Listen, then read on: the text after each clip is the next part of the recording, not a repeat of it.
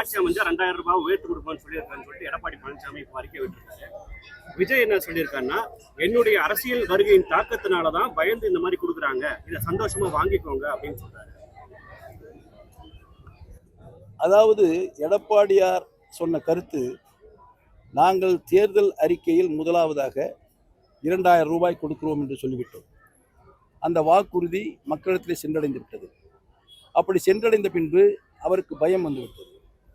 பயம் வந்த காரணத்தினால் அவர் பயம் இல்லை என்று சொன்னால் இந்த வாக்குறுதி எப்பொழுது சொல்லியிருப்பார் தெரியுமா? தேர்தல் நேரத்தில் அவருடைய தேர்தல் அறிக்கை வெளியிடுகின்ற பொழுது அப்பொழுது இதை அறிவித்திருந்தால் அவருக்கு அந்த பயம் இருந்திருக்காது. இப்பொழுது அவர் அறிவிக்கிறார் என்று சொன்னால் இந்த பயம் அவருக்கு வந்துவிட்டது. அனைத்து இந்திய அண்ணா திராவிட முன்னேற்ற கழகம் கொடுத்த தேர்தல் அறிக்கை நமக்கு பாதிப்பாக வரும் என்ற பயம் வந்த காரணத்தினால்தான் இப்பொழுது அதை சொல்லுகிறார். நீங்கள் சொன்னீர்கள் திரு விஜய், அவர் தன்னைத்தானே புகழ்ந்து கொண்டிருக்கிறார், அவ்வளவுதான்.